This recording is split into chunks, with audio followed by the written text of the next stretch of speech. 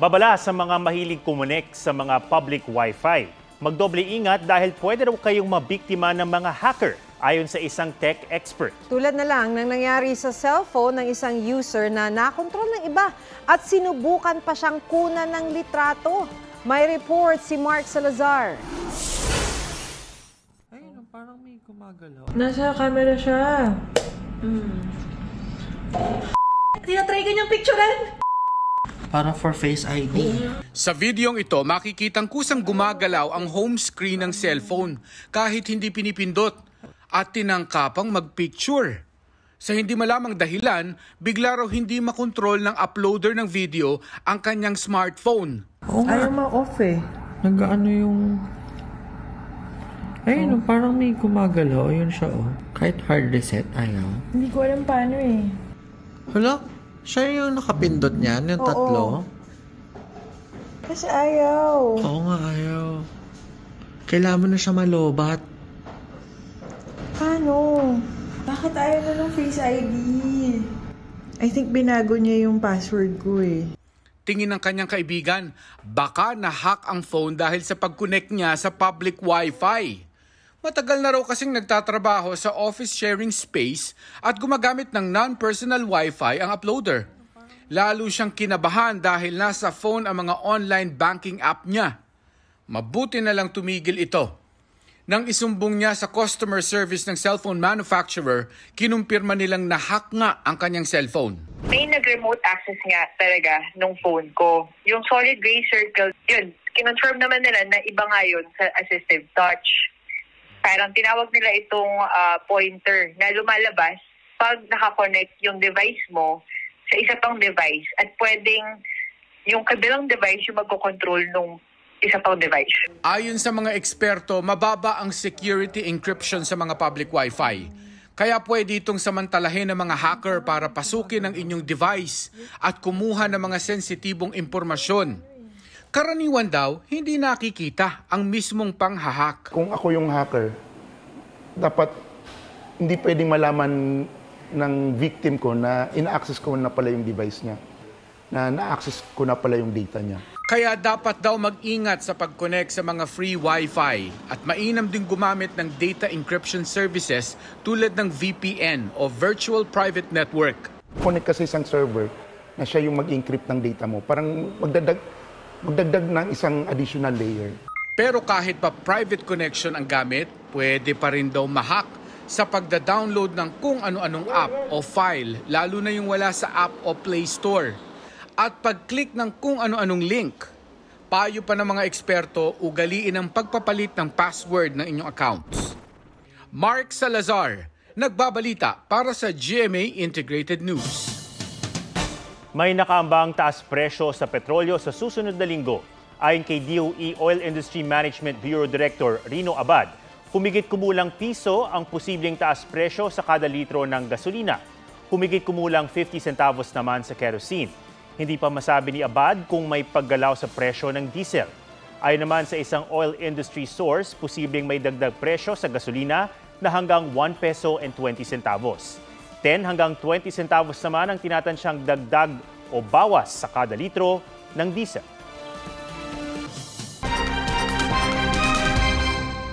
Imbis na masayang bakasyon sa Singapore, nanlulumo ngayon ang ilang senior citizen na na-scam umano ng isang travel agency.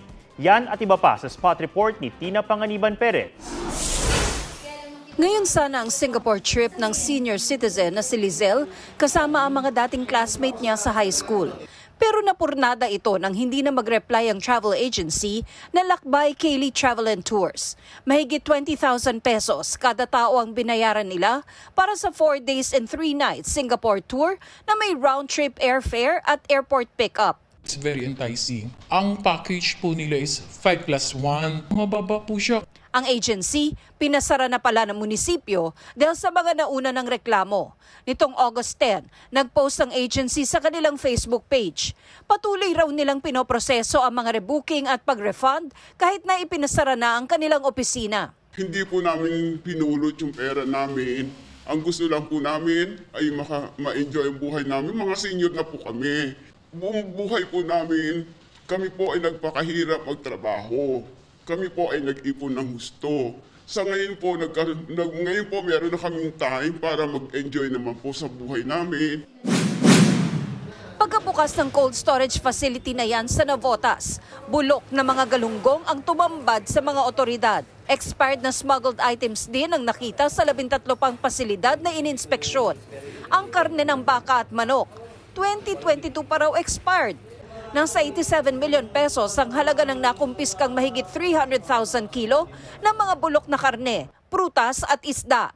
Susunugin o ibabaon ng mga ito sa lupa. Pinagpapasa ng kaukulang dokumento ang mga may-ari ng produkto na posibleng maharap sa reklamo.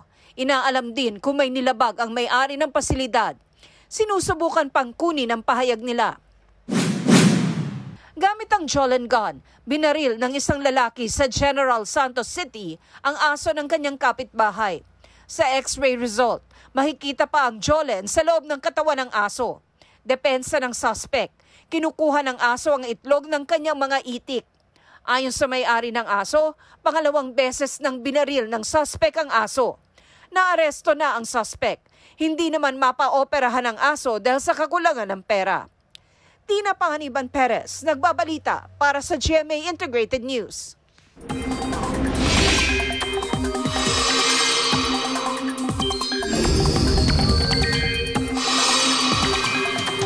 Ang magiging lagay ng panahon ngayong long weekend, ihahatid ni Amor La Rosa ng GMA Integrated News Weather Center. Amor. Maraming salamat, Ato. Mga kapuso, posibleng maramdaman ulit ang mainit na panahon sa ilang bahagi ng bansa ngayong long weekend.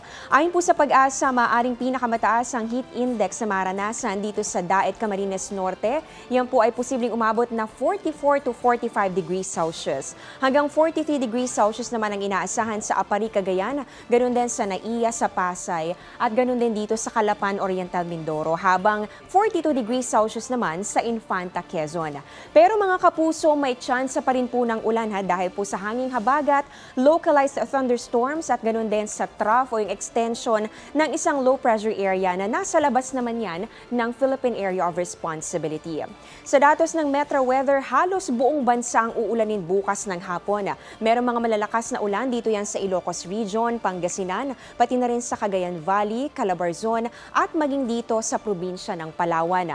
Gayon din ang mararanasan ng mga kapuso natin dito sa Panay Island, Negros Provinces, Samar at maging dito sa halos buong Mindanao. Posibleng ganyan din ang maranasan sa linggo, lalong-lalo na sa hapon. May mga malalakas na ulan pa rin dito sa Northern at sa Central Luzon, ganun din dito sa malaking bahagi ng Visayas at pati na rin ng Mindanao. Kaya doble ingat mga kapuso. Sa Metro Manila naman, may chance pa rin po ng ulan. Kaya kung may lakad ngayong weekend, huwag kalimutang magdala ng payong. Samantala sa holiday naman sa Lunes, patuloy na maghanda dahil mataas po ulit ang tsansa ng ulan, lalong-lalo na po yan sa hapon. At yan ang latest sa lagay ng panahon. Ako si Amor La Rosa. Ito ang GMA Integrated News Weather Center. Maasahan anuman ang panahon. Kinumpirma na ng actor-model na si Sam Asghari ang hiwalayan nila ni Britney Spears. Sa kanyang IG story, sinabi ni Sam na pagkatapos ng 6 na taon, tinatapos na nila ang kanilang relasyon. Nananatili raw ang kanilang respeto sa isa't isa. Mensahe niya kay Britney, I wish her the best always. Sa kabila nito, humihingi siya kay Britney ng spousal support o pinansyal na suporta at bayad para sa legal fees. Si Asghari ang nakipag-divorce kay Britney dahil daw sa irreconcilable differences.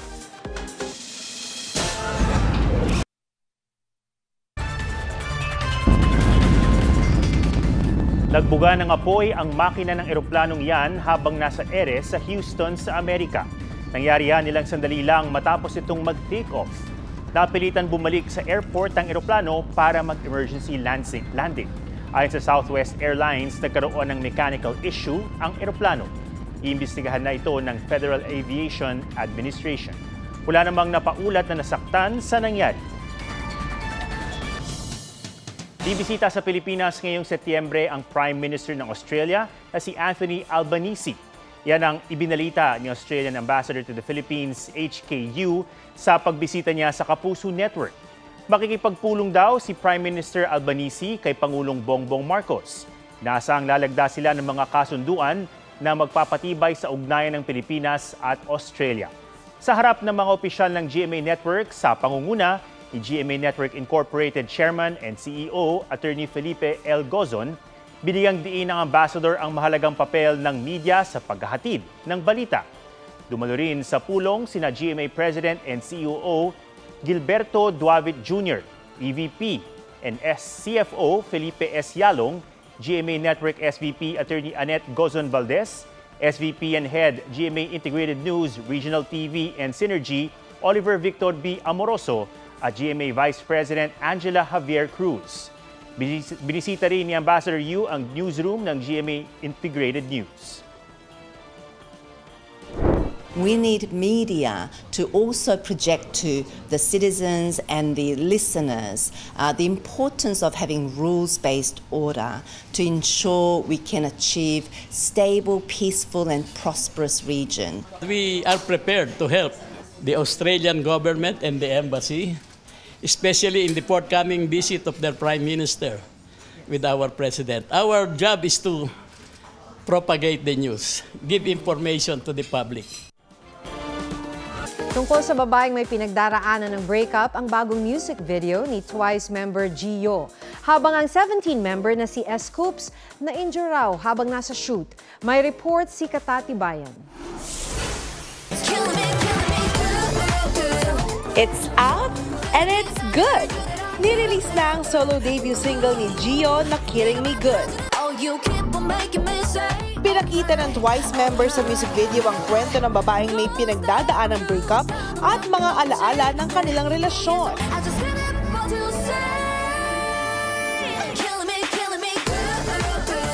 Ang Killing Me Good ay bahagi ng kanyang first mini-album na Zone.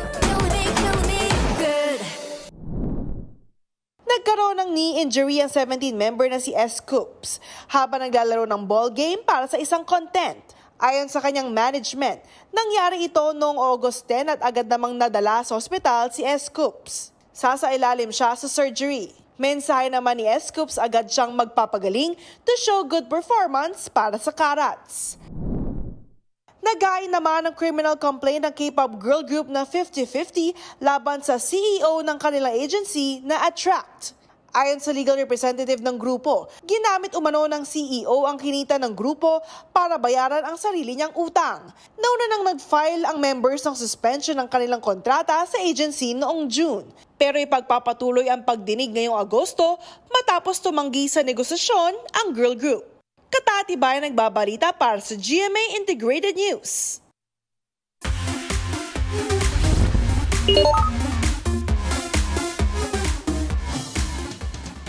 For today's video, bida ang mga paandar ng mga cute na alagang aso. May expert sa paglalaro sa tablet habang ang isa may defense tactic kontra dog napper. Panoorin sa report ni Bernadette Reyes. Gigil na gigil, tap kung tap. Yan ang asong sanay sa mobile game app. Malagamer ang peg ng alagang aso na si Max. Todo support naman ang fur parrot na si Janine. Cuteness overload si Max habang naglalaro. Pantanggal bagot ng alaga na siya namang kinaaaliwang pagmasdan ng amo. Eto namang aso ni Raven na si Shira, imbis na bantay, baka raw siya ang matangay. Kaya para safe sa mandurukot ng aso, tanong ng amo, ano pag ginawa na magnanakaw? Shira ala Shakira, viral tuloy sa social media. Lalo't napaka-cute ng shake-shake niyang panlaban sa masasamang puwersa. Ang kanyang amusing na defense tactic nakaka-capture sa puso ng netizens. Bernadette Reyes, nagbabalita para sa GMA Integrated News. Yan po ang State of the Nation. Ako po si Ato Maraulio para sa mas malaking misyon. Para sa mas malawak na paglilingkod sa bayan. Ako si Maki Pulido mula sa GMA Integrated News. Ang News Authority ng Pilipino.